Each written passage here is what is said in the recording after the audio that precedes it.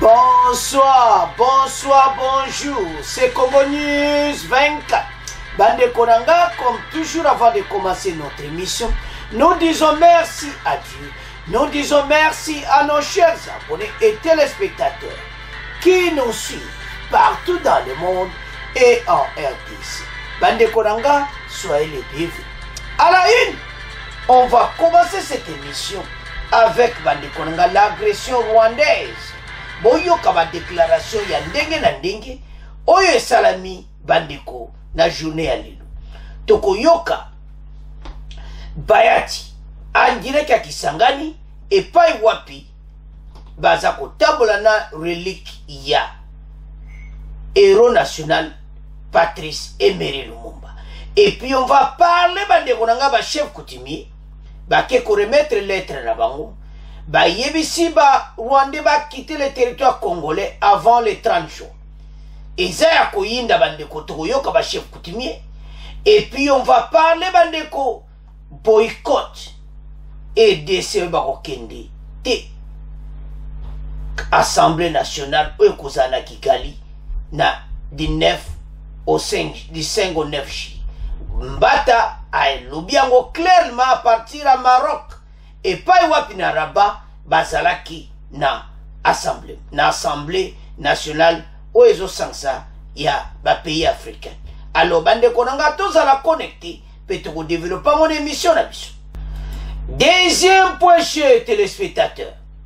Liberté provisoire de Beya bande konanga refusée pour compétente cour compétente pour juger Beya aussi bande ko baboyi liberté provisoire et puis cour ba déclarer que Beya bakoko samisa na haute cour militaire parce que azaki lié na officier militaire pour la sécurité ya mboka. Alors et yinaki na ndenga mukete boko yoka ba détail peut ko développer en émission na biso. Troisième point chez téléspectateurs. La situation à est de la RDC. Et puis on va parler, il y a un langage de fermeté du chef de l'État à Nairobi où ils ont dévoilé Ndenge Fachi Alobakina Kagame. Alors, on va parler du combat phare de M23. Tous à la connecter pour les assommes. Kakana po ana bandeko oya marche. Bandeko boko yoka. Marche salami. La société civile na Kinshasa ba ke devant résidence à MONUSCO ba sengi na bango a ba Rwandais ba pesa bango embargo ya ba arme boko yoka bandeko ba sengi ete ba quitter le territoire congolais ba yebisi bango ete bango bazo sala mabe na mboka na biso alors bazo bata masima ya M23 et comme temps sikoyo bango ba bimana EDCP bango ba kosobe suba arme te et puis ba yebisi MONUSCO asala musana e malam. Alors toko développer mon émission na biso. Alors bande konanga émission na biso bandi comme d'habitude toyebisa baninga nyonso ete tango ekoki auto sur l'ensemble la situation politique na mboka bande konangai o balobaka l'heure est grave parce que la déclaration ya ndenge na ndenge. On va commencer d'abord ya ba chef coutumier ba ko tika lettre pas chef de l'État ba Rwandais armée rwandaise va quitter le sol congolais avant les 30 jours. Deuxième déclaration. Eza oyo bayati apesi azalaki na Kisangani. À partir ya Kisangani a lobby clairement que makambo banda lera Lumumba boyebe ke relique na e pour le moment za bazotambola nango na ba place nyonso ya azalaki. Alors a déclaré ouvertement l'agression rwandaise. Tokoyoka bayati. Et puis tokoloba oyo à partir à Maroc epai wapi baparlementaire bazosangana africain. Professeur Mbata atomboli voix alobi ke parlementaire oyo na 5 du 9 juillet RDC akokende te parce que Rwanda aza koagresse la RDC. Alors bandeko nanga o balobaka l'heure est grave. Alors tobanda nanu na bachef coutumier bandeko batangi memo na bango ba expliquer comment baza contre oyo nyonso salam ba sepele ata moketi et puis baza décider bandeko na ngai ba du lettre ba kopesa ngo pa chef de l'état ba lo biso to déclarer attaque ba chef coutumier et bateau yo ba quitter RDC botala niveau komi et puis bayati pe alobi tokotanga nyonso ensemble ba déclaration pe boko yoka ndenge nini makambo ezali. Alors bandeko soko moni batu nyonso bazo déclarer bo cette situation oyo ya biso na Rwanda eza mobulu mais na point suka tokopesa bino oyo ezoleka pour le moment sur le terrain boyeba makambo ezali wana eza point suka mais awa eza ba déclaration oyo batu bapesi Mbata azalaki na Maroc a déclaré ouvertement. Alors tout ensemble bongo après tout développer ngo parce que makambo yo ekomi biso nyonso do mutu nyonso azaka koloba na Rwanda donc cop na bango peni réviser belela bango tambo moni bango. Alors lisons ensemble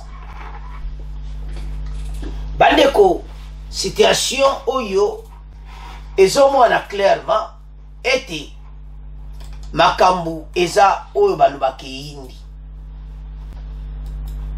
parce que ce comité bakouche nyonso ezoloba de eza pe na somo to banda na agression à l'est.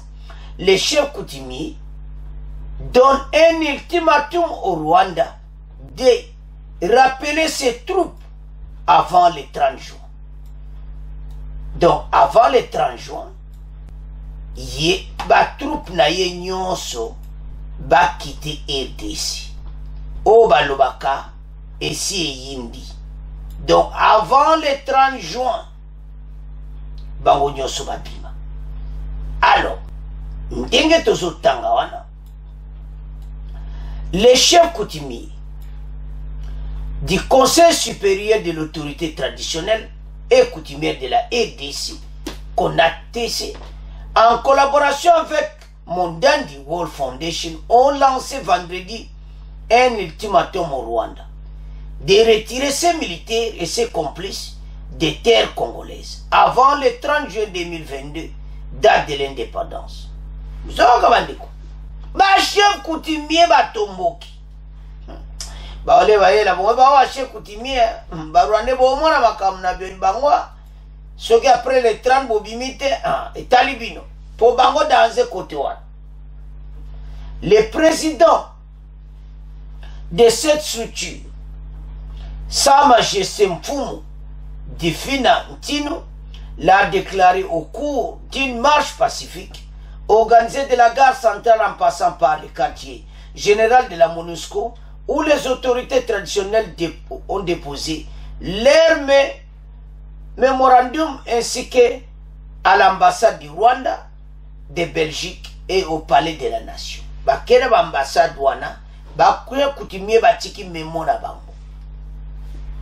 Bandeko makambo bashe kutimie lokwa bakoti pe. Bato oyo bakomona makambo na bango. So babimite.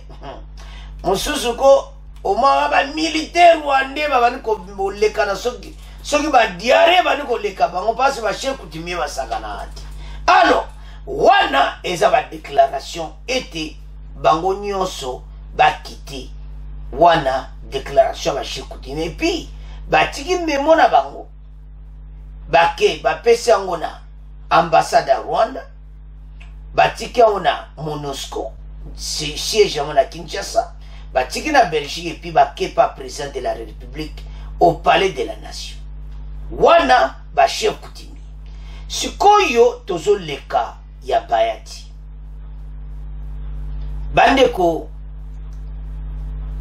avant metolo Bayati héros national botala kaka photo na bango na Kasavu héros national azongi eye relique na ye eye donc eza likamo ba congolais baza koluka bandakala alors akisangani balakisi na ba bureau na ye place azalaki makambo ne nyonso Lumumba aloba yango ke toko trahir RDC aloba yango makambo ya agression ya ba voisin bokoyoka Bayati bandiko donc makambo e banana ngokala. Le président du Sénat Modeste Bayati Lukwebo a appelé vendredi 24 juin les Congolais à la défense de leur territoire Bandekonangaï. Face à l'agression étrangère NDLR, agression rwandaise vers les M23. Il a lancé cet appel lors de l'exposition de la dépouille de Patrice Emery Lumumba à l'esplanade de la poste de Kisangani à Tchoup. Et pas wapi na Kisangani et pas batiaki nzoto na ye n'esplanade était batu rendre hommage. Alors à Jackie discours alobeti ba Congolais totelema pour défendre mboka. À l'occasion, le président de la Chambre haute du Parlement a vanté quelques actions entreprises par ces héros nationaux en faveur du pays. L'histoire politique de la RDC révèle que l'agression dont notre pays fait l'objet a été déjà dénoncée par Patrice Emery Lumumba. Balobi Emery Lumumba déjà a dénoncé Kiyango. Alors, Premier ministre, lorsqu'il partait de la tentative de balkanisation de notre pays par certaines puissances à cause de ses nombreuses ressources naturelles. Alors, Lumumba lobaki makambo yo ke likolo ba richesse na biso batu bazolinga ba balkaniser mboka. Ozomona? Donc, ebandaka la baza ko envier terrain na biso. Modeste Bayati Lukwebo a également salué le rôle de premier plan que Lumumba a joué le 19 mai 1960 lors du débat sur l'élaboration de la loi fondamentale relative aux structures du Congo. Alors, également, rôle Lumumba Zouaki. Mais Lumumba Zaki distingué, na nyonso, héros national. Patrice Emery Lumumba était un champion de l'inamisme et l'antifédéralisme, a-t-il poursuivi. Avant de yoka Bayati, Tome Kolobalika moko abandeko na ngai. Soko tali. Talaka photo ana omona ki basaki na bango bien. Kasavubu na basaki na bango bandeli pas de problème. Mais au moins kalika mo côté kaboli ba Congolais. Basaki so tali bien. Photo ana bazoke ensemble na table ronde, bazape na donc au samana Bruxelles donc pour l'indépendance bazoya nango. Donc on mona clairement que ça qui a un problème. Mais au mona kaka et loko moye kota et komi biso na biso mbala mo komi coup contre héros national Lumumba. Alors relique oyo ba Belge ba pesi yango. Mais ça a un problème pe ba Belge na kama relique oyo. Parce que makambo esiliti ba pesi relique mais boyoka makambo ekoya na mikolo koya parce que ba préparation ezepelé il y a ba dédommagement ya Belgique na salami ba ko poursuivre bango makambo ezebelé oyo tozoyoka à partir la Belgique que ba démarche mo ko salama pona yango. Alors mais lelo tozoloba déclaration ya Bayati. Alors sans plus tarder toyoka Bayati bongo to continuer mission na biso. La même cérémonie, le président du Sénat, Modeste Bahati Lukwebo, en séjour à Kisangani, a exhorté le peuple congolais à prendre conscience pour la défense du pays face à l'agression étrangère. Par ailleurs, il a évoqué quelques actions retenues à l'actif de ce personnage emblématique. On écoute Modeste Bahati Lukwebo dans cet extrait choisi par Jacques Mukonkole. L'histoire politique de la République démocratique du Congo révèle que l'agression dont notre pays fait l'objet actuellement a été dénoncée déjà par Patrice Emery Lumumba, alors Premier ministre, lorsqu'il parlait de la tentative de balkanisation de notre pays par certaines puissances à cause de ses nombreuses ressources naturelles à l'actif de notre héros national. Il faut aussi ajouter un rôle de premier plan qu'il a joué intelligemment et courageusement lors des débats sur l'élaboration de la loi fondamentale du 19 mai 1960 relative aux structures du Congo. Lumumba est un champion de l'unitarisme et de l'antifédéralisme. Patrice Emery Lumumba et ses compagnons de lutte auront marqué à jamais l'histoire politique congolaise par leur combat héroïque ayant entraîné leur disparition tragique. Alors, bande kodanga toyoki tolandi biso nyonso Bayati alobi clairement, alobi Lumumba aza oyo balobaka les champions ya unité nationale, unitarisme et antifédéralisme. Azaki contre makambo ya kokabwana, mais azalaki pour tozala bomoko. Et puis Lumumba lobaki makaba balkanisation yo bandakala. Alors botala oyo ebimi bomona ke makambo ebana na okali kola ba ressources na biso. Et puis na sewana la RDC boycotte la session de l'APF au Rwanda. Bandeko, le Parlement congolais ne prend pas part à la 47e session de l'Assemblée parlementaire de la francophonie, qui s'étendra du 5 au 9 juillet à Kigali, au Rwanda. À cause de l'agression rwandaise, le professeur André Mbata, premier vice-président de l'Assemblée nationale, a saisi vendredi 24 juin à Rabat. Bandeko, à partir à Rabat. Ceux qui bozo mutanga na sewana bokomona message na yi devant les parlementaires africains francophones. Le professeur André Mbata a clairement indiqué que le Parlement de la RDC ne participera pas à la session de l'APF aussi longtemps que le Rwanda continuera à agresser le pays à Kokendete. Alors, Tomeka ko développer makambo yo ensemble. Bandeko tolandi wana nyonso totangi bomona e ndenge nini makambo ya agression e bandakala soko momba shekuti mepe ba telemi ba kosali makambo ya seri. Alors Bayati a pesi message na ye. Alo makambo ya agression ba Rwanda oyo na bato nyonso ba voisin makambo e bandakala Congolais la mukako.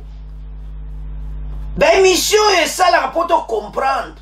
Tolandi Bayati à partir ya Kisangani et pas wapi bazo rendre hommage na héros national Patrice Emery Lumumba.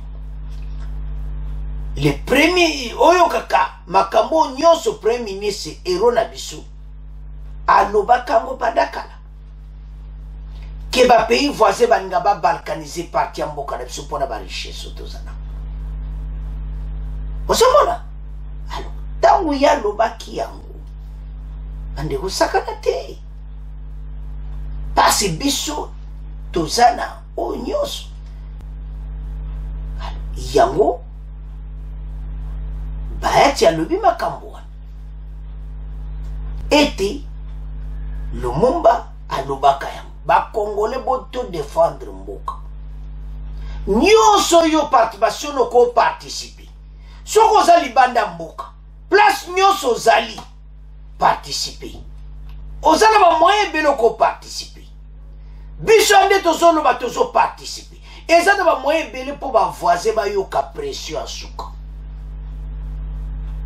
alors bayatia éleve voix eyindeli bango alors tolandi bachef coutumier bachef coutumier batomboki na ndenge ya mokiti baba bata mystique bango balobi boye me keba baza bachef coutumier barwandais kuna oyo moyeli bango ya mystique bakomprendre te bachef coutumier batomboki mais boza na problème pe alors bachef coutumier olobi avant le 30 juin les troupes rwandaises va quitter RDC so bayoki te etali bango so boyoki te bobima donc les troupes rwandaises doivent quitter le territoire congolais avant le 30 juin 2022 bakite so bakite te ils verront et même la déclaration bayoki déclaration des chefs coutumiers congolais so bayoki te etali bango okaba wa biloko ya mystique bongo bakushe coutumier alors na parti oyo po ya suka eza ya nini eza oyo le professeur Mbata azalaki na Maroc pasi bazotambolaka baparlementaire francophone mpona kosolola koyeba ndeni baparlement bazala bomoko kosolola koyeba bazalaki na Maroc devant ebele badélégation professeur Mbata s'est mis devant que la RDC ne participera pas à la 47e réunion des parlementaires à Kigali du 5 au 9 juillet parce que ce sont des agresseurs agressés Mbokarabiso. Alors la RDC ne participera pas. Nakati ya sana rabado wana parlementaire rwandais pe bazawana nouvelle etamboli voisin baza na problème na Maroc boyebi kaka baso bayeya ye ozoyoka pena plein talaka pays francophone afrique eza ebele parlementaire sikoyo ayebisi bango professeur Mbata biso tokokende te parce barwandais baza na Bunagana babima na Bunagana bango nyonso na ngomba Aroni kuna chanju babima alors botala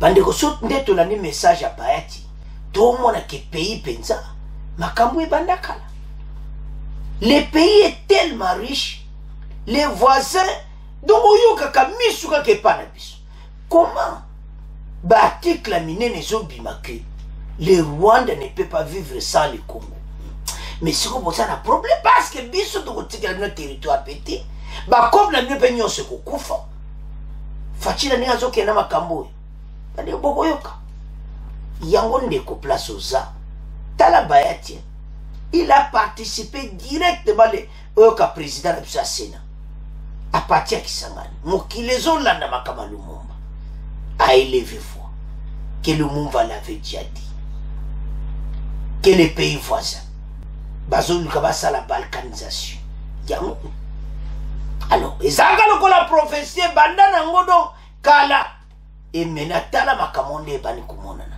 alors bandeko na ngai tozala biso nyonso bomoko pour l'unité nationale to défendre des territoires alors c'est à ce point tokomotika premier point tokena deuxième point alors bandeko na ngai tokomokende na deuxième point na biso bandeko deuxième point il y a François Beya eyindi bandeko na ngai liberté provisoire refusée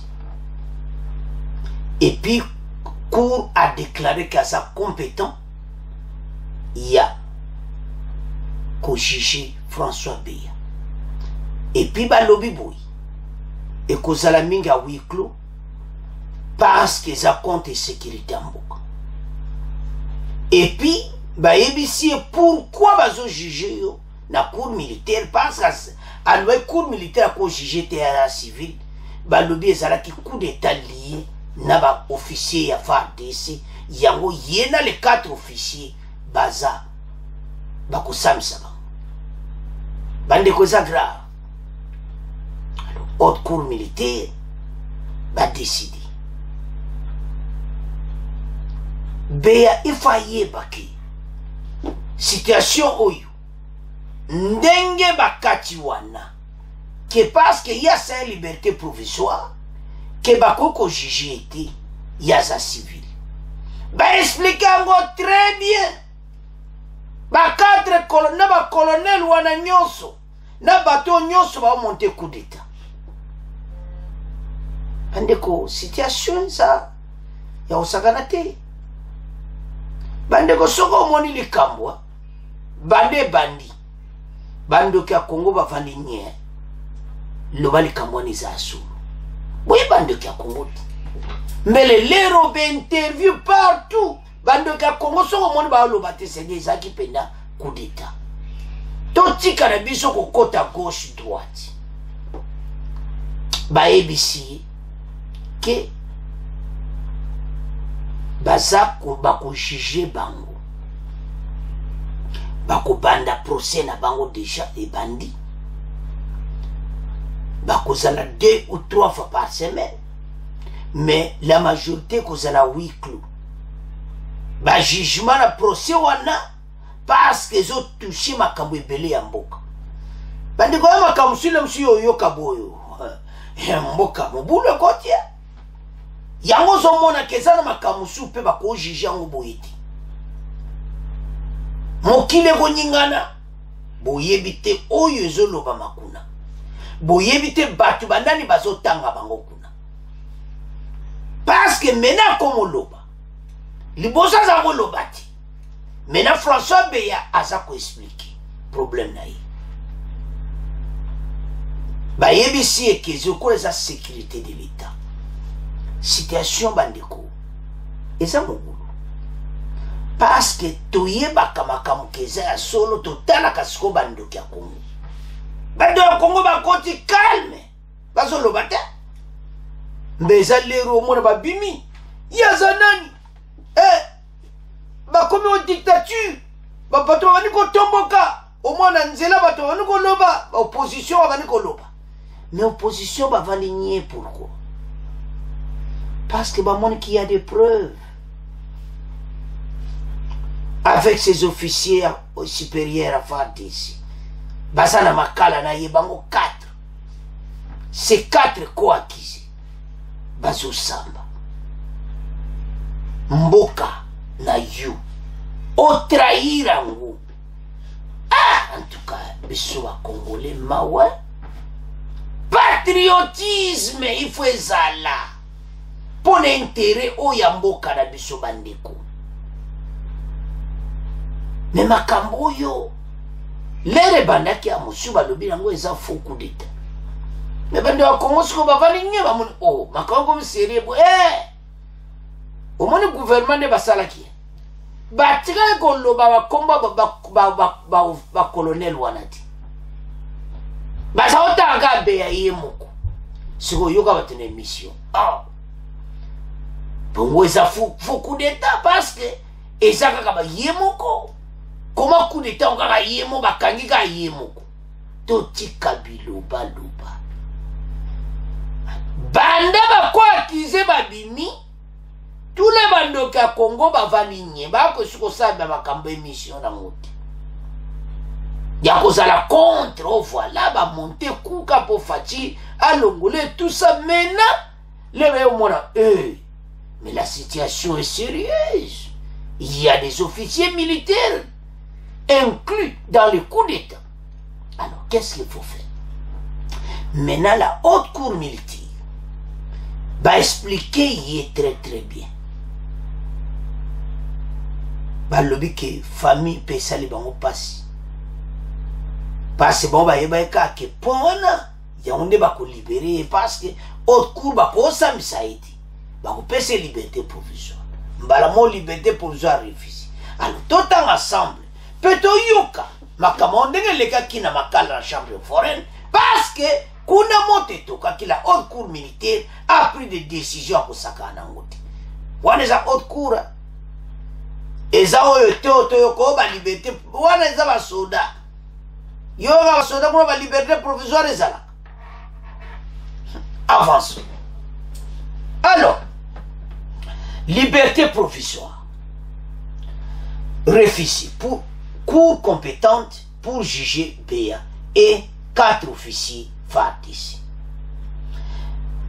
La haute cour militaire de la République démocratique du Congo s'est déclarée vendredi compétente pour juger François Beya, Monsieur Sécurité du président Félix Tshisekedi, poursuivi pour complot contre les chefs de l'État et a rejeté sa demande de libération conditionnelle.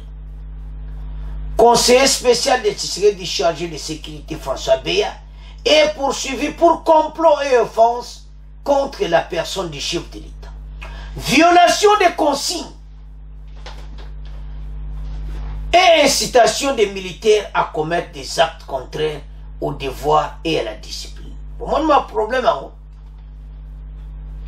Donc, il y a militaire.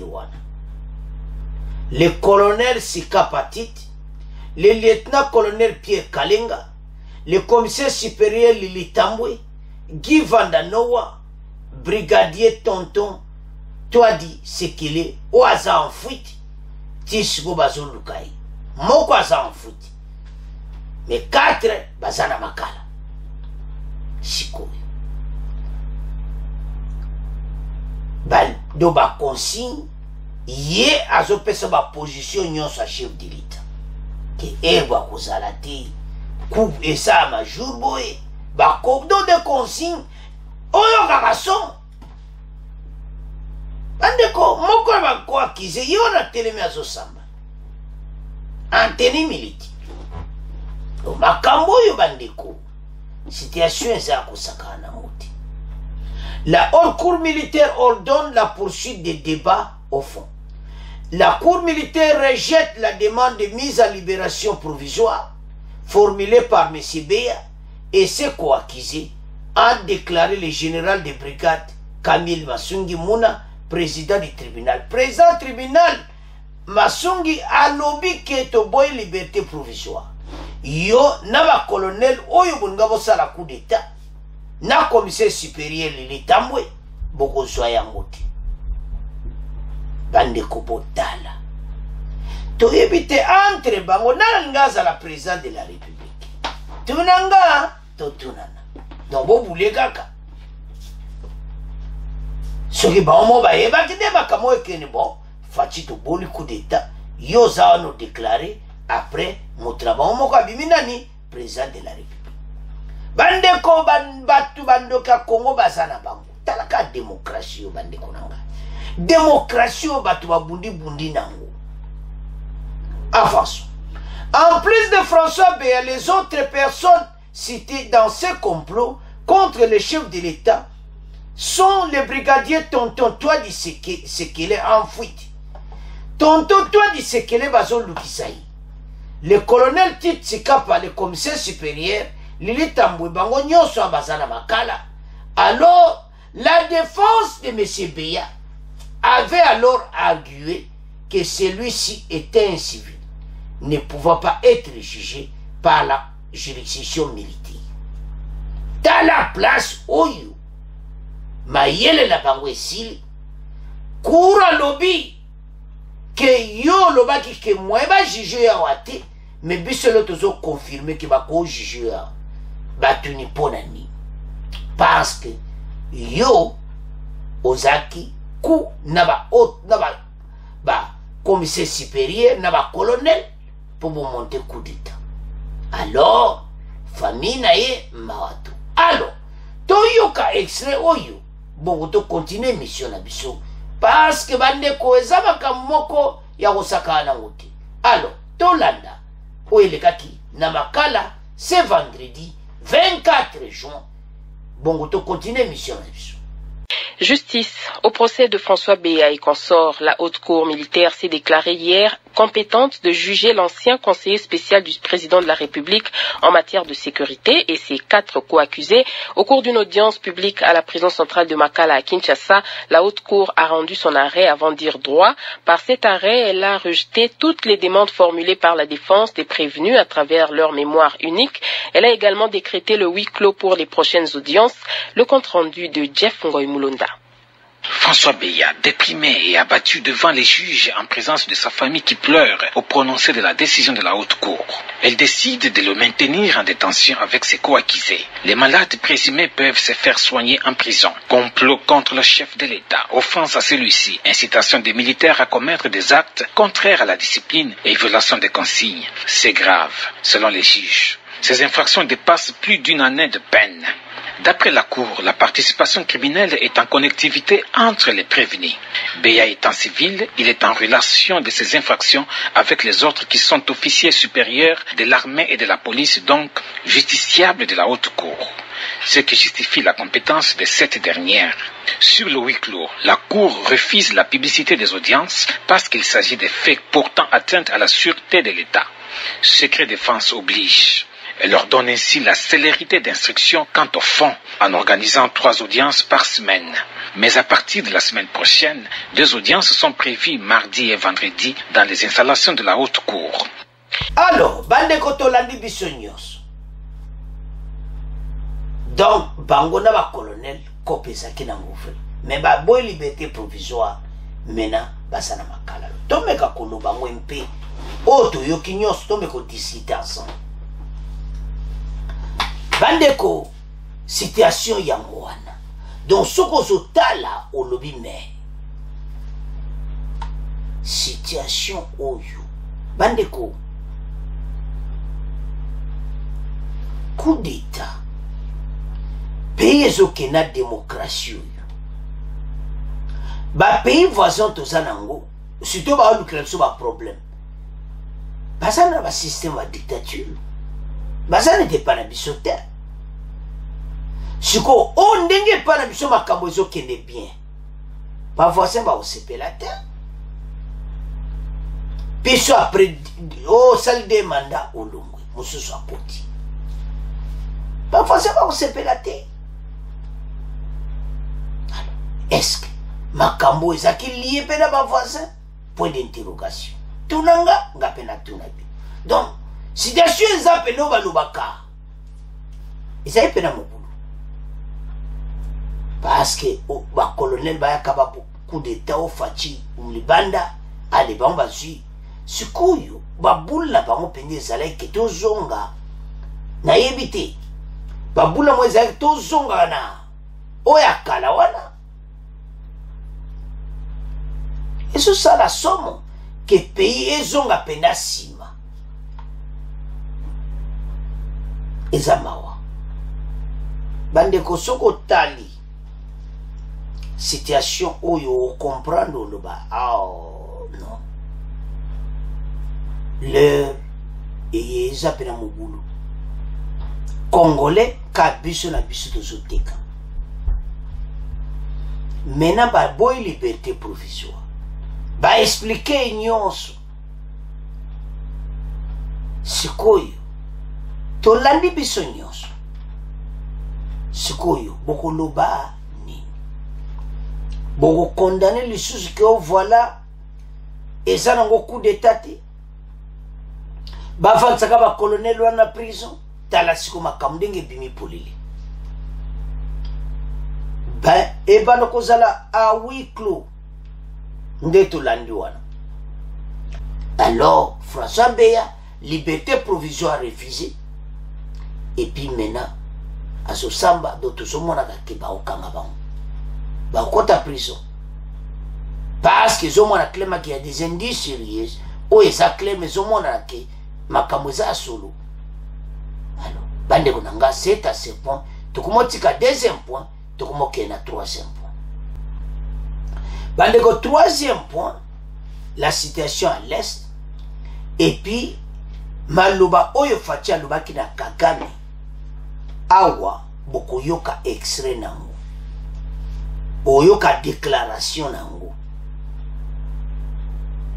comment oyo ton Faci a utilisé qui pas ya Kagame et puis to pesa bino la situation à l'est bande ko situation à l'est eza pena très mobulu mais FARDC aza ko gagner aza ko avancer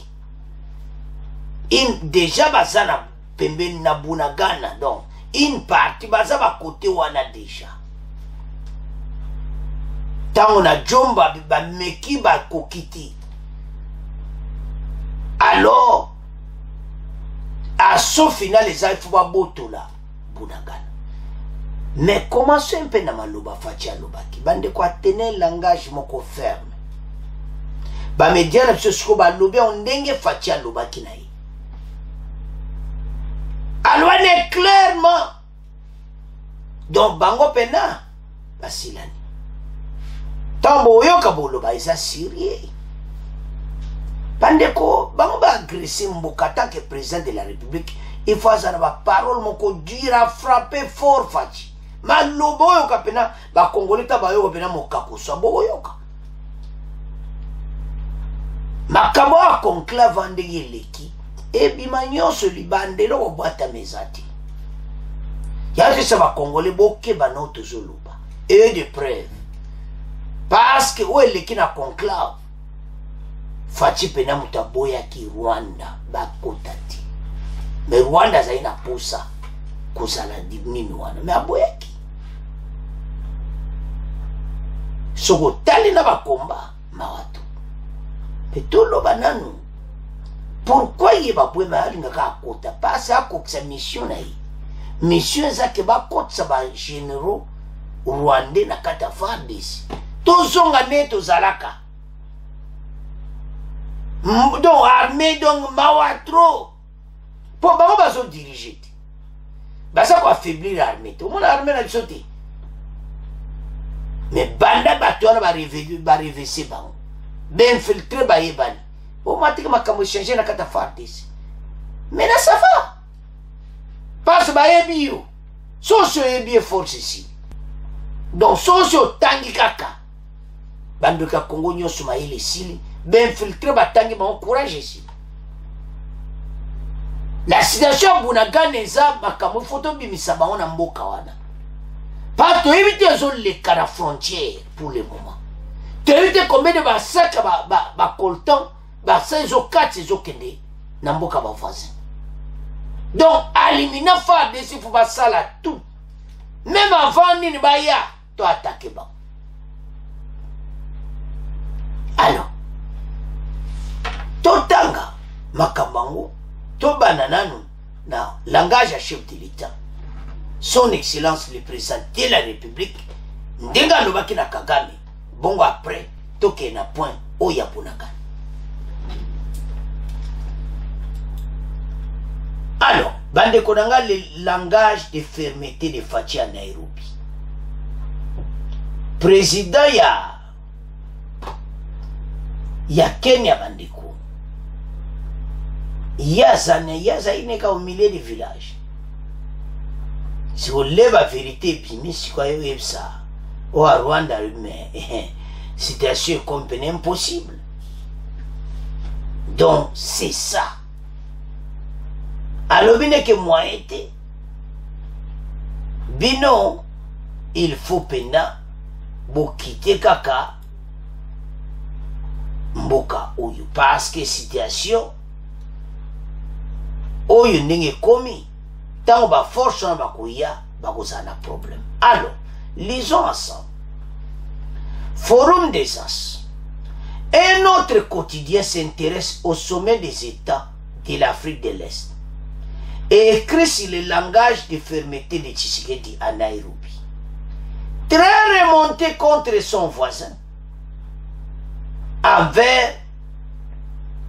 qu'il avait multiplié des gestes forts de bonne foi.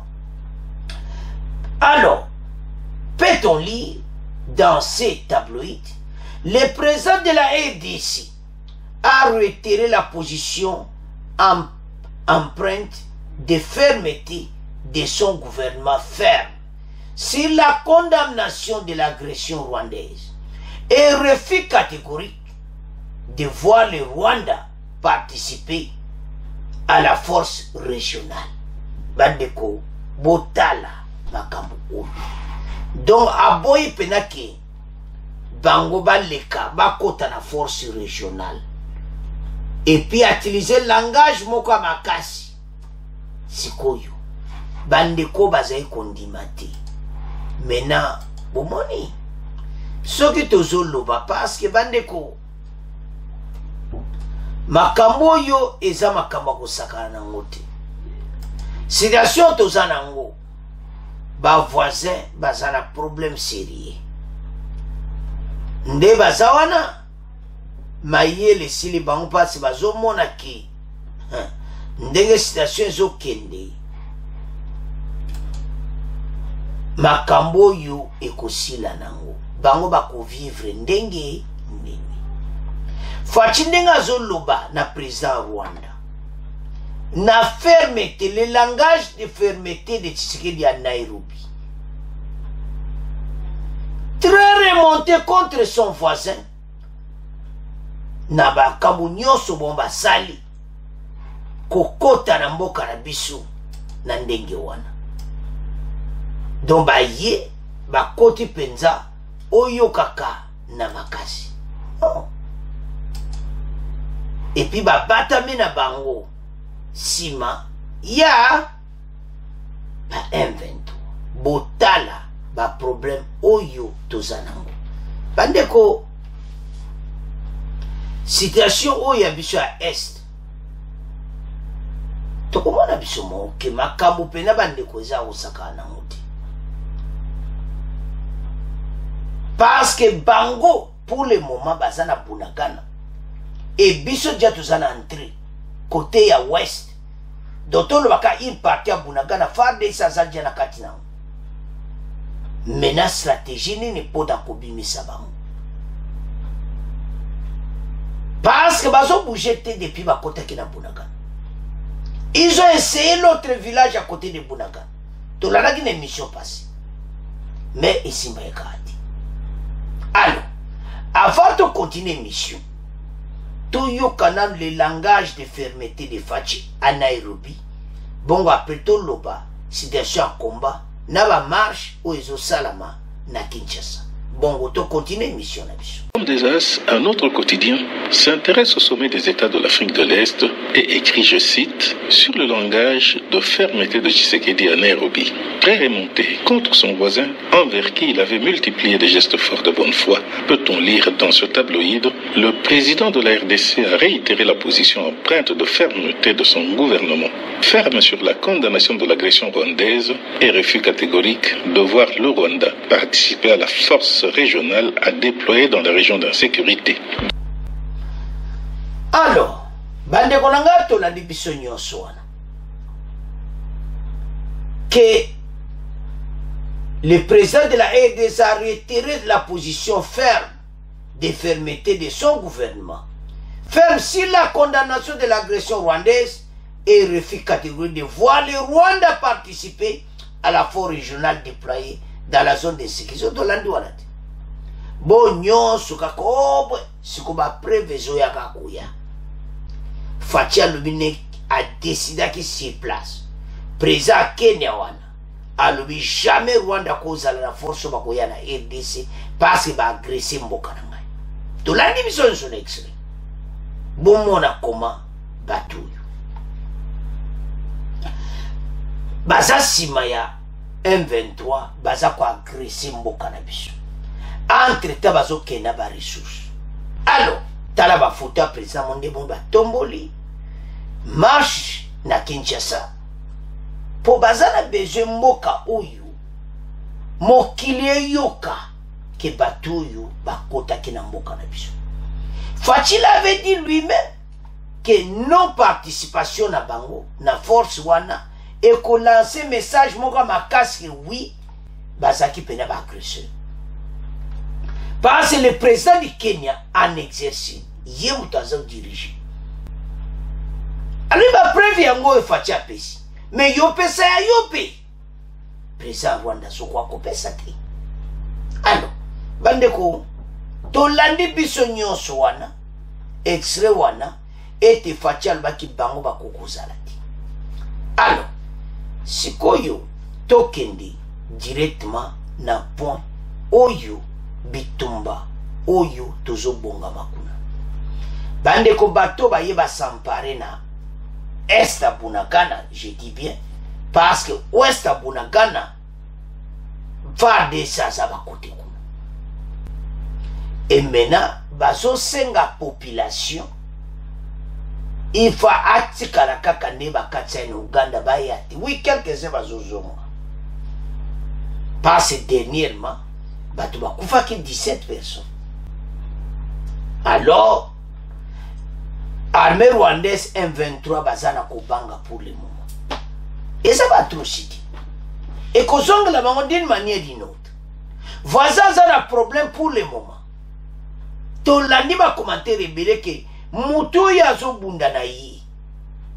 Le président Faci a un grand stratège. Match ko balukele na ndenge moko tia na ko kende nepe masolo nepe sili. Parce que maintenant Faci a tient na polele kaboui. Donc partout tolani menexe à liboso. Partout place l'autorité congolaise basa bazoloba. Alors, maintenant mokili ezoyoka. Que la RDC a agressé na Rwanda, alors que les Européens, les Américains basa consenté na oizo salama na Ukraine pendenge Russie a agressé Ukraine. Ya Russie kuto bazaki etamoko ba récupérer beta na bango si je comprends bien. Mais quand la chose est différente. Pays na biso moko yo mwa pays kaka moki ozongo yesa pays no munene okanga kota estwane koma Rwanda papa oya tika bafobula po ekolekati oya zoluka ekolekati yemo amona penaki makamango boy. Alors bandeko Kinshasa kuna pe ba marche na ba chef coutumier Naba Congolais au salam. Makamutu ezaki agression à l'est. To kondananga avec fermeté à soi. Alors, bande konanga tout le banan nous problème siko ya marche. Marche o ezalaki na Kinshasa. Bande ko bakeiti na siège à MONUSCO. Wow. Bayebisi bango ete biso tozo senga na MONUSCO même un message na Conseil de sécurité de l'ONU parce que ba prévesi monani était Rwanda azasima ya M23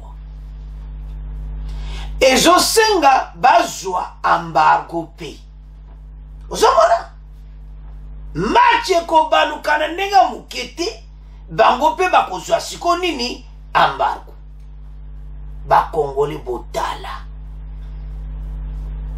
situation ndenge komi basana problème bandeko na ngai ba Rwanda baluki ba Congolais bandeko marche na Kinshasa tokotiela bino excès société civile ba pesi memo na bango na MONUSCO amemango na Conseil de sécurité ya ONU. Rwanda aza mutefo ajo embargo et puis bazo ba décision contre Rwanda ya makasi c'est bien que makamoko yinde là-bas. Alors sans plus tarder toyoka extrait wana bongo to continuer mission na biso. Rwanda devrait être sanctionné sévèrement et subir un embargo d'achat d'armes par le Conseil de sécurité des Nations Unies. C'est ce qui exige les organisations de la société civile dans sa diversité à la suite du soutien de ce pays au groupe terroriste du M23. Cette déclaration a été faite ce samedi lors d'une marche de protestation organisée par cette structure citoyenne qui a eu comme point de chute le quartier général de la MONUSCO ici à Kinshasa. D'après Madame Cathy Kalanga, coordonnatrice de la société civile dans sa diversité, l'ONU devrait par ailleurs revoir son action sur le plan sécuritaire en RDC. Ces propos sont recueillis par Jacques-Yves Molima.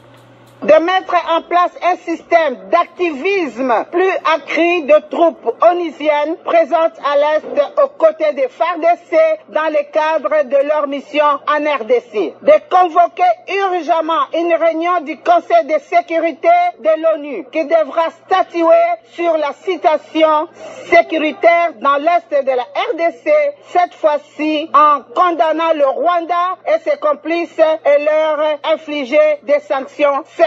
D'impose embargo d'achat d'armes au Rwanda, arrière-base des groupes armés et terroristes du M23. D'imposer au Rwanda d'organiser un dialogue inter-rwandais avec ces groupes armés qui déstabilisent l'Est de la RDC.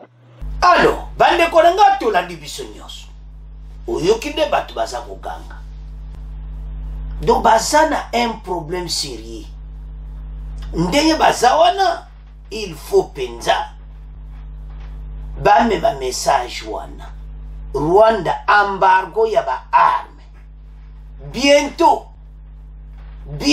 parce que ndenge yokani boy parce ba préveza siko aider ça ko tia pression na conseil de sécurité de l'ONU mama kamonde zalaka tala makamusudo mona gabe biso mbala moko embargo ba arme sili bango ba koti na embargo ya ba arme umuma kaunde balukaka to ebite ndenge bandi boy message yoka na marche boyo kande ko tambola o Union européenne o passe ba tambola ki partout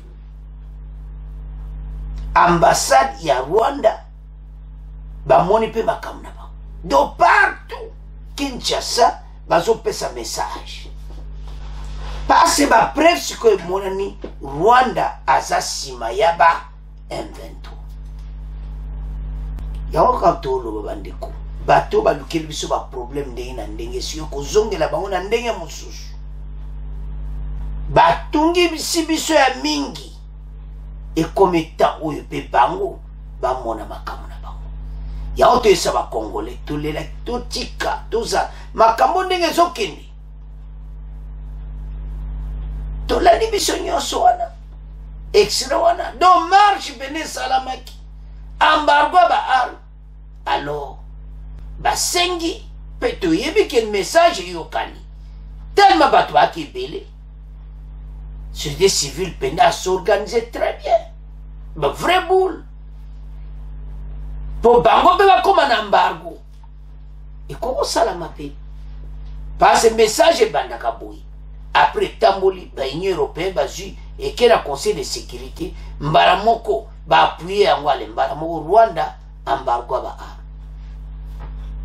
so esalami eza kitoko alors demande wana ekokende ba continent ba ko supporter yango alors ministre des affaires étrangères le tundura pas ko tia pression et pas ambassadeur so azana ONU na siège ONU et tala makambo ndenge eza message oyo MONUSCO ba pesiye MONUSCO ba kopesa toyebeke MONUSCO bandakala asala pena rola makasti mais na mikolo to mono ko ba changer cœur mais tous en espoir et te ba travailler sur alors tous on a été embargo ko salama tous en espoir ndenge bandi boy parce ba ide bimiti et ko sama nini bango pe bazo yango alors bande ko nanga to landi biso nyonso so otali bien bakomi na problème sérieux alors tokomotika ngo na bino nde baza wana mayele silimo mais na bakommentaire tolandi bandeko ebele bazopesa gouvernement mayele botangaka bakommentaire bakongole toyebi bien ke nyonso bokosepela yango te me mosusu vraiment oyo ka bazwaka tana bango mpo na mboka to préparer armée na biso bibundele ezotekama nango partout même na Turquie na Istanbul et pas présent turc bibundele tokosomba pe kuna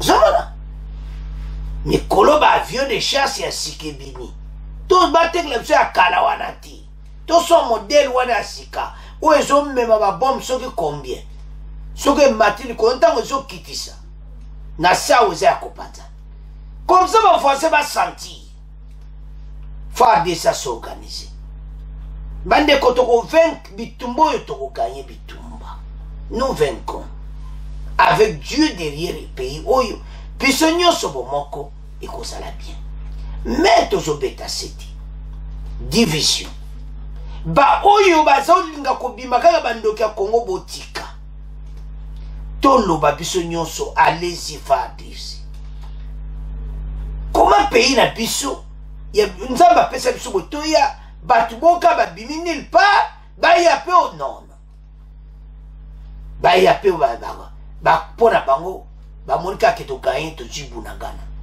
bozana temporaire boko sauter kalati offensive ko za makasi bande ko ba renfort za makasi ba gare républicaine ba tambola kina Kinshasa baza ko ganga to ko kufa pone kolo bande ko bazo ganga bongo to ko kufa pone kolo passe ba gare républicaine pe ba tindi ko ka pona renfort bota la situation tozana Congolais place aux alliés tiens quelque chose participer pour Namboka nous sommes agressés na motema mabe et loko makambo ye makasi pona nini parce que Fatia Bouba accord wana M23 gouvernement liboso bandimaki bango bakoti na FARDC o telo makele comme des infiltrés Fatia bi non pas d'accord na M23 baza na position tolanga la d'interview à M23 que ba kotsa lettre ba Fatia ba zela ba zo réponse parce que baza ba paya mena ba preuve bimi siko moni pourquoi Fatia boya ki bokota mena ba preuve bimi que bozawa na ba paya après bo logo que biso M23 to za ba congolais ozo bon bande kona yo le mardi 17 personnes bazo kunda baona bunagana bozo mona bobolo bakiboza ba congolais na ba roquette na bino kalati biso to kozwa oile kiwana parce que biso to somba ya sika